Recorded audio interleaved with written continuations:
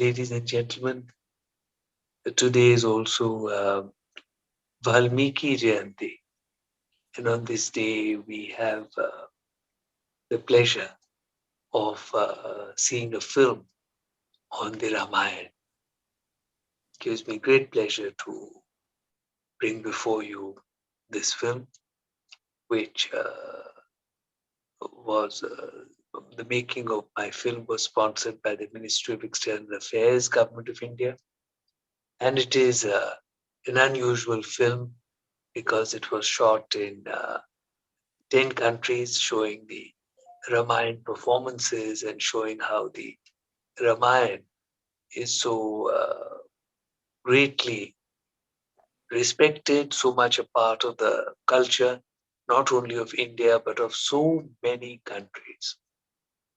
And how the Ramayana is part of the important ethical framework of understanding and culture.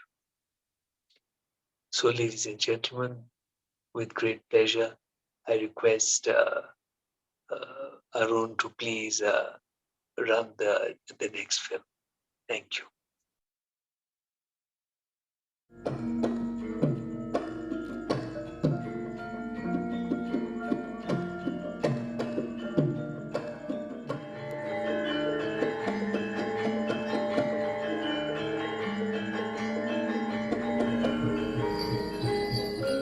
Imagine a figure who has been loved and worshipped by hundreds of millions of people in many countries for untold generations. A personality upon whom countless kings have modeled themselves. A story which has been central to the culture of many countries, cutting across a spectrum of religions.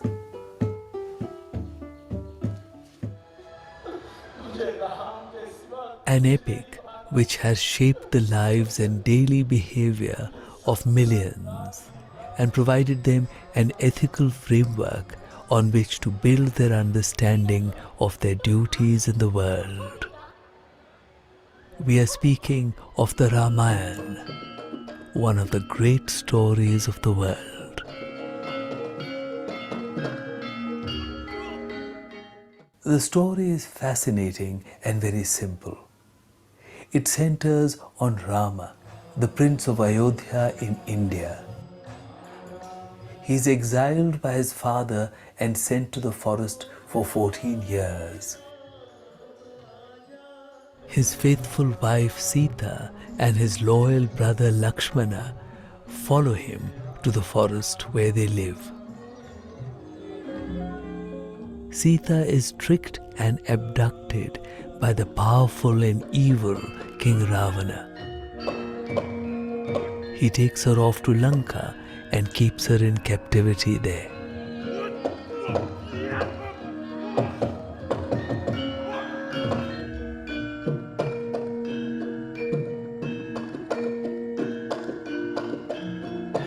Rama searches for her and becomes friends with the powerful monkey leader Hanuman.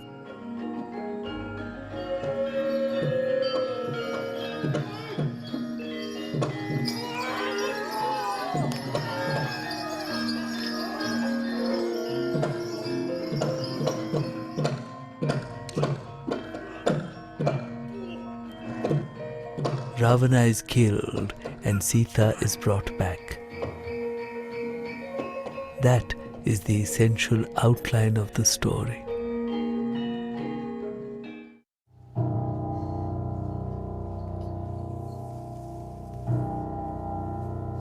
Every character in the Ramayana is a role model. So these are role models whom we can ask our children to model themselves on. And I think that is what is a very important aspect of the Ramayana, and that's what makes it eternal. Indra, Chandra, Surya, sab saathi chan.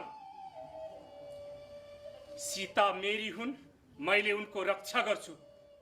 Being in Asia, we all have inside ourselves Mahabharata and Ramayana. And so these are two fundamental epics for the Asian culture in general. We saw it as the most extraordinarily widespread and influential text in Asian literature and religious culture. When I give talks to Western audiences, I refer to the Ramayana as the greatest story never told in the West. The great majority of the human race has lived in Asia, not in Europe or the other continents. So it's obvious that this has been the most performed and the most impactful in terms of poetic, spiritual stories, what are called legend or mythology today. The extraordinary thing about the Ramayana is how many versions of it there are. In every Indian language, we have Ramayanas.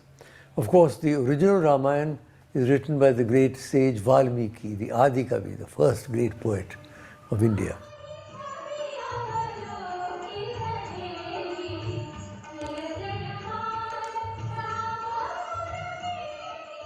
The Ramayana spread far beyond the borders of India to all the countries of Asia in the first millennium CE. It continues as a shared culture in South and Southeast Asia till today.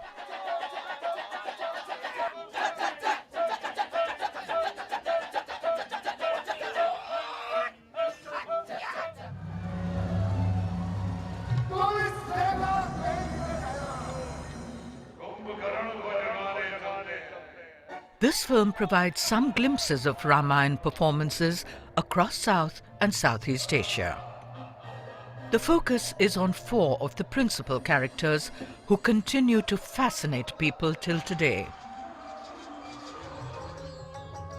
Rama, his beloved wife Sita, the great monkey warrior Hanuman, and Ravana, the arrogant and ruthless king who abducts Sita. These are characters who dominate the imagination of vast populations. My own first memory is to go and watch the performance in the open air place, and because I was so small, they put me up behind Ravana. and I still remember how Ravana sweat in the hot weather while he was dancing.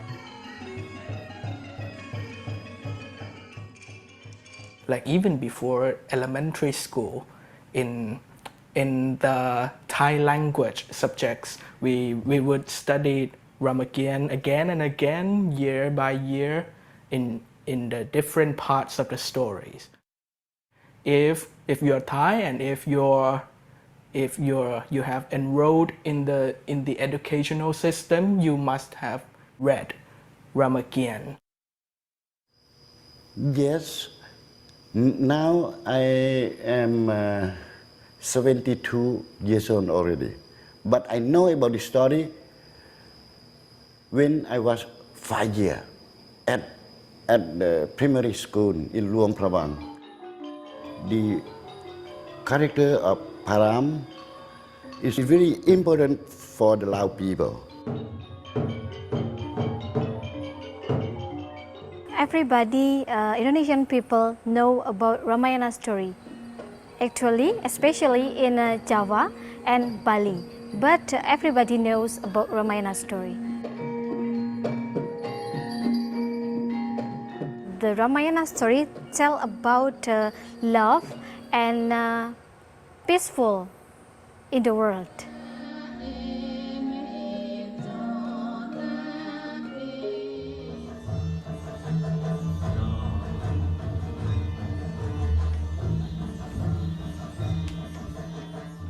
Now in schools and even in university and even in general public, there's a lot of awareness about Ramayana, and there are Ramayana debates and Ramayana festivals. We have plenty of Hanuman devotees, And also Hanuman temples are plenty here.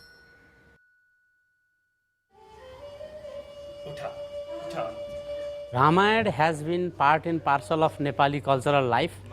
It has religious dimension, obviously. More than that, Ramayana has been in Nepalese society since time immemorial. अपमान, घोर अपमान, लंकापति रावण को घोर अपमान. Even in folklores, folk tales and folk songs, they have stories from Ramayana.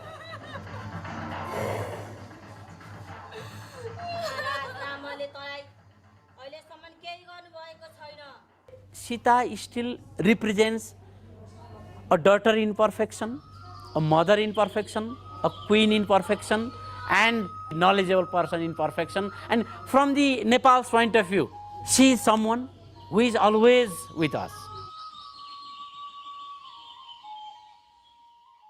The first memory was my grandmother narrating the Limca.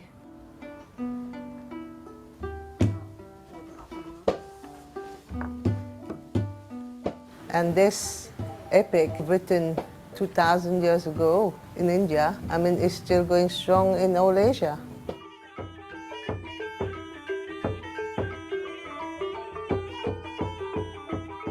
In Cambodia, everyone knows it. They all know Rama, Sita, Lakshmana, and Hanuman is the superstar of Cambodia anyway.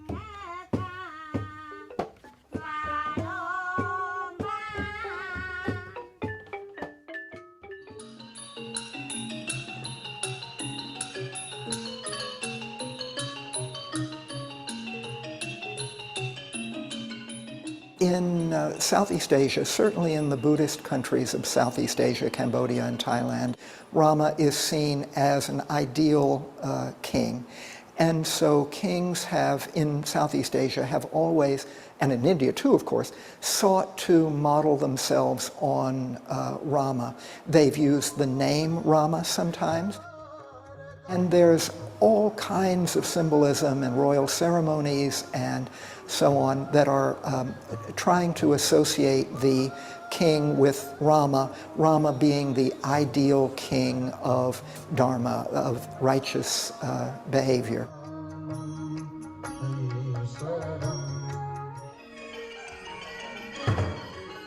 This is a Buddhist country, and yet the kings of Thailand took the name of Rama. You see their kings are Rama I, Rama II, Rama III, and so on. And they named their capital Ayutthaya, which is of course the Thai pronunciation of Ayodhya, which is the Rama's capital. And even further into the archipelago, which are Islamic states, you find texts like the Hikayat Sri Rama, where Rama is turned into an idealized Islamic ruler and so on and so forth. So you can see how the story, the characters can transcend even religious divides.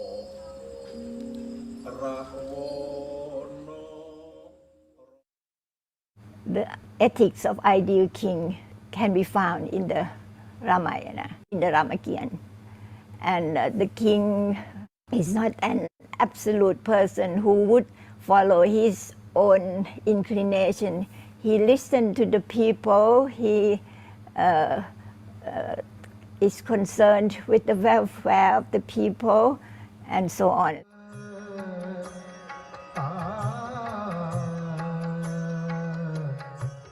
And even in India, Mahatma Gandhi spoke of Ram Raja as the model for modern India.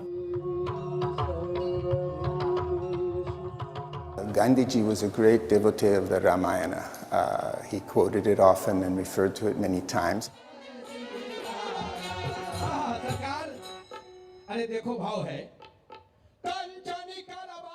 Ram Raja, exactly, called this long period of ideal conditions where the great king, the great leader has provided the basis and the foundation and the structure for society, and also provided a model of behavior so that there's prosperity, there's good health, there's good education, there's happiness for everyone.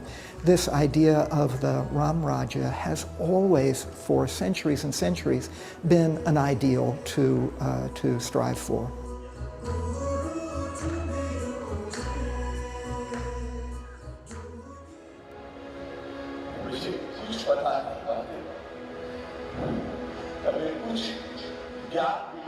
The Ramayana is the most popular story told to little children by grandparents.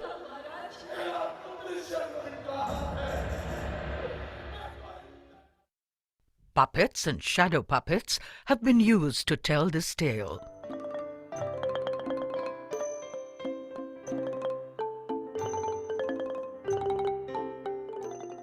Some of the finest paintings, sculptures and reliefs across Asia have been based upon the Ramayana.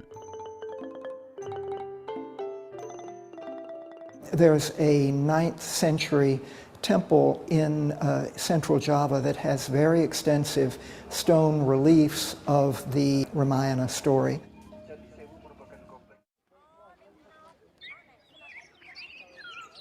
The 12th century Angkor Wat temple of Cambodia has 1,200 square meters of bas-relief.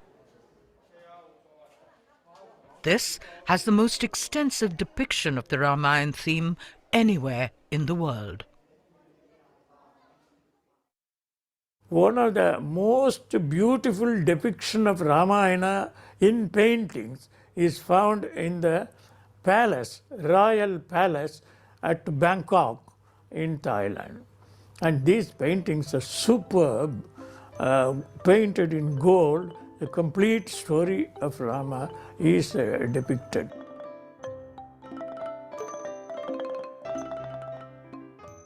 Well, I think it speaks to and serves as an example of a certain kind of social culture that is foregrounded throughout the region. That is a kind of systems of truthfulness, ethical behavior, devotion to duty, and deference to figures of authority, particularly one's parents, to one's guru, to the priestly class, and so on and so forth. So each of the central characters in the Rama story stands as a kind of shining example of how people either should or should not behave in this world. There is a constant discourse on the ethics of everything. For example, when Kaikeyi says Rama should go to the forest for 14 years and my son should become king, Rama doesn't just say, okay, I'm going, bye-bye, and doesn't go off. He comes to his rooms and there is a discussion. His brother Lakshmana says, no, stay here. Then Rama and Lakshmana discuss it, and Rama says, no, I must go, because my father has given his word to Kaikeyi, and as a son, as a good son, I have to make sure that my father's words are upheld. I think the ethics part is very important. That's what makes a story immortal.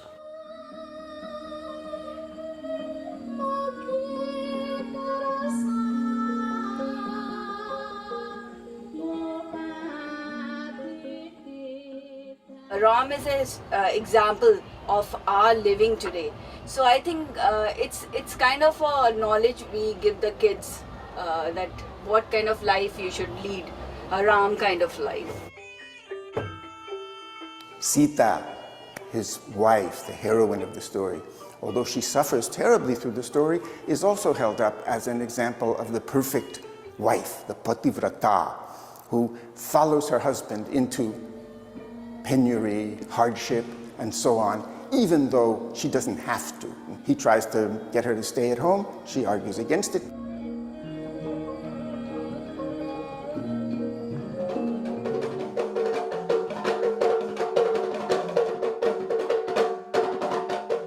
Balmiki describes Ravana as this kind of grand, almost glorious imperial lord. And when Hanuman first sees him while searching the palace, he describes him in great detail with wonder and amazement. And he said, what beauty, what majesty, what grandeur.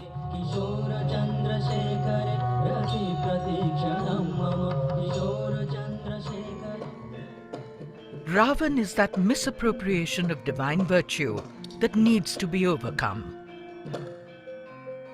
It does lead to arrogance and wrong action. However, it's not just a simple matter of a good guy versus a bad guy, or a god versus a demon. Hanuman is, of course, the most interesting, daring, provocative, enchanting, attention-commanding figure in the entire Ramayana.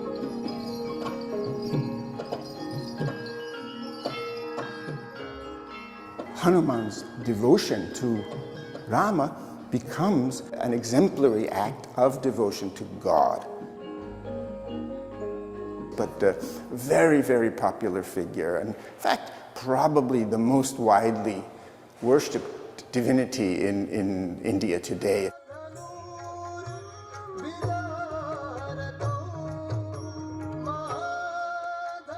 The ancient story of the Ramayana continues till today across South and Southeast Asia as the most popular story of the people.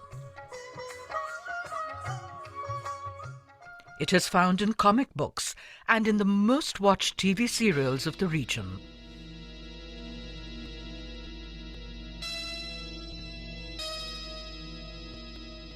This is one of the greatest works of human culture, and I'm stressing human because it's not something restricted just to one group, country, region, or ethnicity.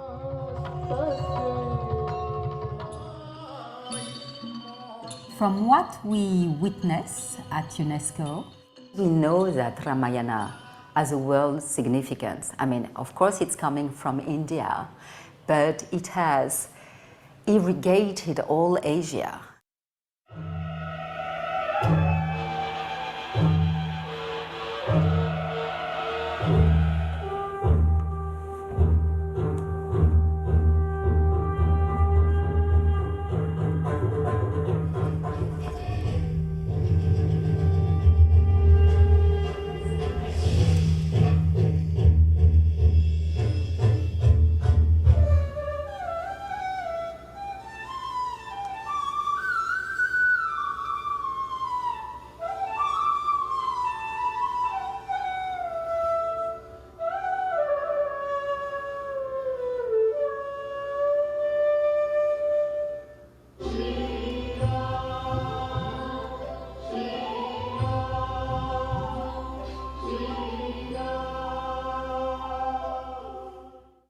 My many thanks to Sujata Chatterjee, my partner, co-researcher, and the assistant director of this film. In fact, all my work is so ably supported by her.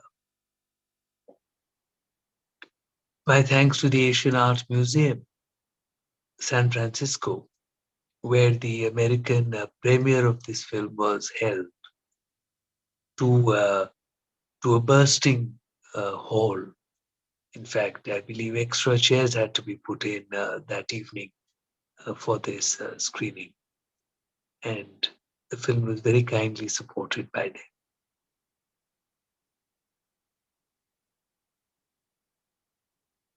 As you saw,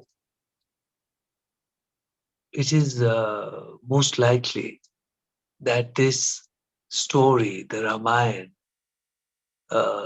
is the most often performed, most popular story of the world. The story which is in the heart of the culture of the largest number of people in the world. A story which is not only a story, but is a lived culture. It is indeed quite marvelous how important this epic story has been to mankind.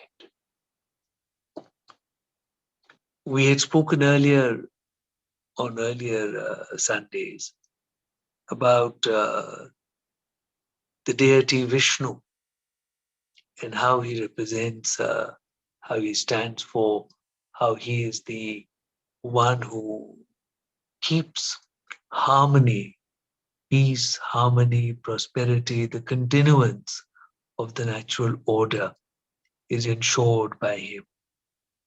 And as you know, Rama is his avatar. And it is this wonderful avatar through which he puts across the ethics of governance. In fact, it's wonderful to see how in early India, the focus was not so much on the powers of the king, but rather it was on the duties of a ruler. How a ruler must be ethical, how a ruler must represent the wishes of the people and do so much in keeping with the desires of the people. It is quite remarkable. As we have mentioned before during this series of talks, in fact, way back in the 3rd century BCE, the rulers in India were not even writing their own names upon their inscriptions because the idea was of humility. So it was Devanampiya Piyadasi, one who is beloved of the divine and one whose vision is filled with adoration. So it is the loss of the ego, which is a constant search, and it is ruling according to ethics, which is the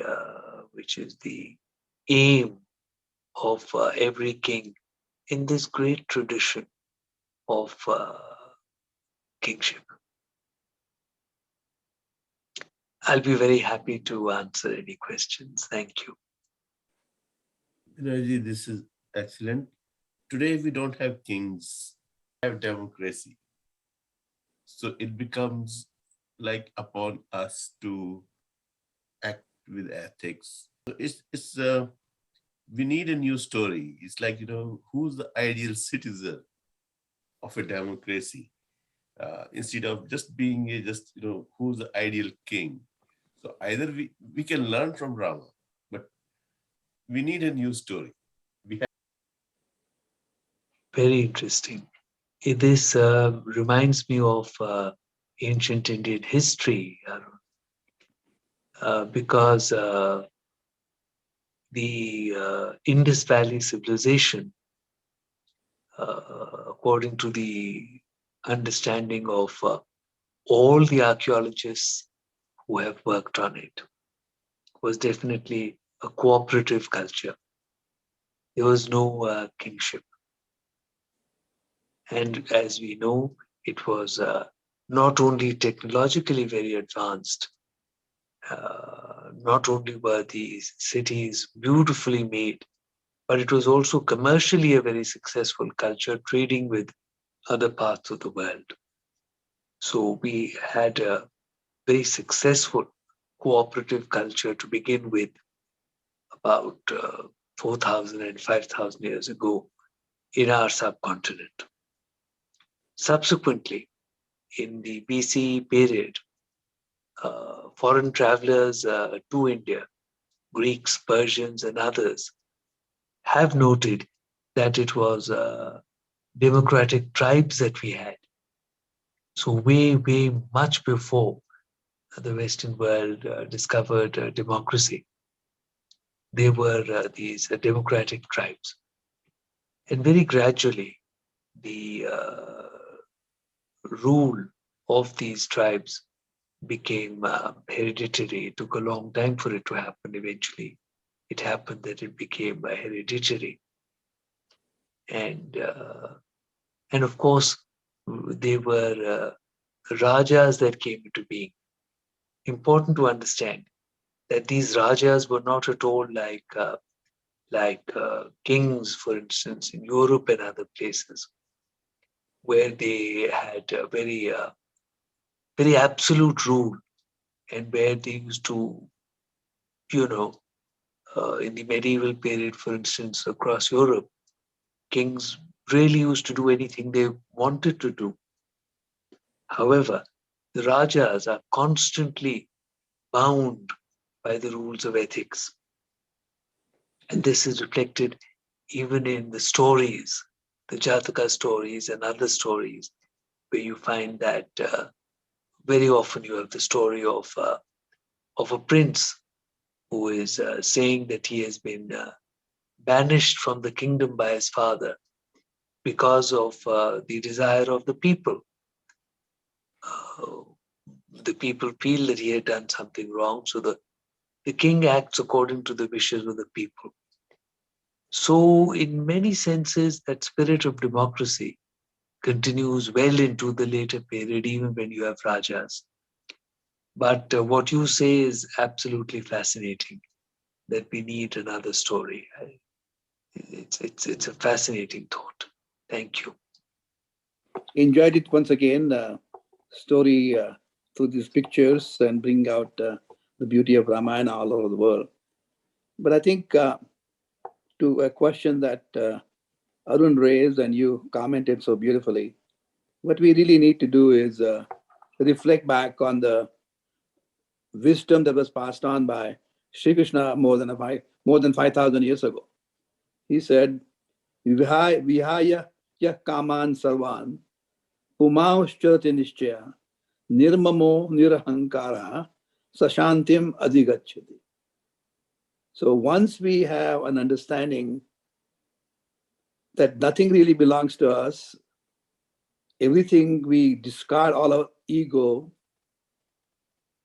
we have no more desires, we can be blessed with everything, that individual ultimately reaches the ultimate peace that we are all longing for. So the thing is, it is not that we don't have stories, but we don't make enough efforts in our life to people who understand the subject to learn from them how we can make meaning of our own life. The stories are plenty, but it has to be sought out. It is not something that somebody is going to give it to you. Again, he says, Uddaret Atmanatmanam, Atmanam Avasadayet, Atmaiva Atmano Brahmo, Atmaiva Ripuratma. Human birth is a gift. If we don't use the human gift, birth of a human birth as a gift, then we are losing the greatest opportunity to reach that ultimate enlightenment, which gives you ultimate peace. So the stories are there, but it's not going to be fed to you by spoon. You have to seek, find out the right teachers, and go after it. Thank you. I enjoyed it very much. You're so right. Thank you. Hi, this is Madhavi from California. Just like everybody else, I feel very fortunate to be part of this lecture series and thoroughly enjoyed each and every one of the 5 presentations. I don't know how to thank you really. Feel very fortunate. Gives a totally different perspective in many ways. In each lecture found different perspectives of looking at things, the same things that, for all our lives really we have been listening and we know about, but the way to look at things from somebody like you, it does make a difference. So thank you very much for continuing to do this and looking forward to more talks from you. I do have a question not related to today's talk in particular, but have you heard about the recent controversy raised in India about Chola kings not being Hindus? Well, first of all, thank you very much. It is my pleasure, and I've really enjoyed sharing these few pages from the cultural history of India with all of you. It has been my pleasure. Thank you. And I normally don't get into subjects of controversy. I'm so occupied with the beauty and grace of Indian culture and how it is able to transport us, and how the journey is really within. So I normally don't get, I don't get very distracted by controversies. Thank you.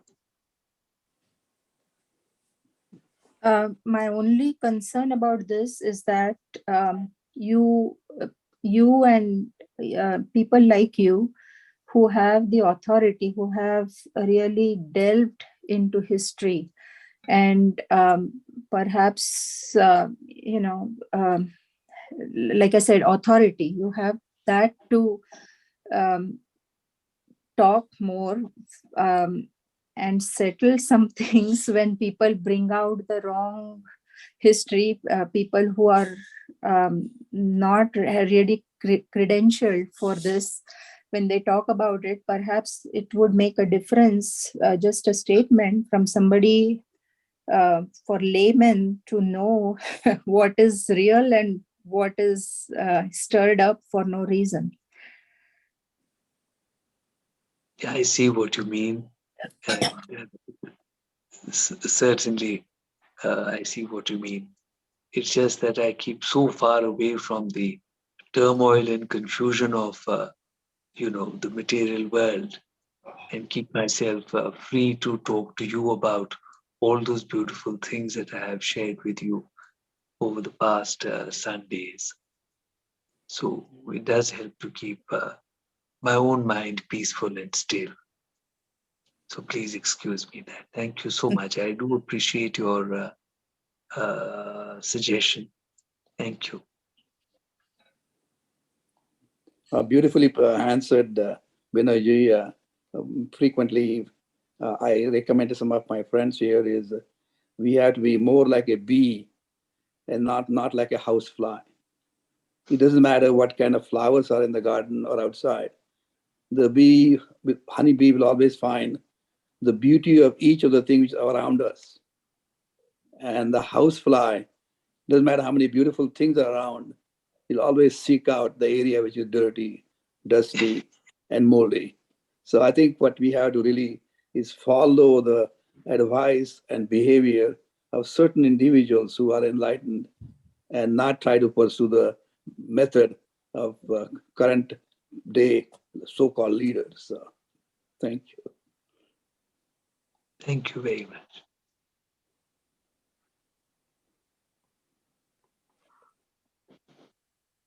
Well, it's been a great pleasure. Thank you all so much. My many thanks to Mr. Arun Bhargav.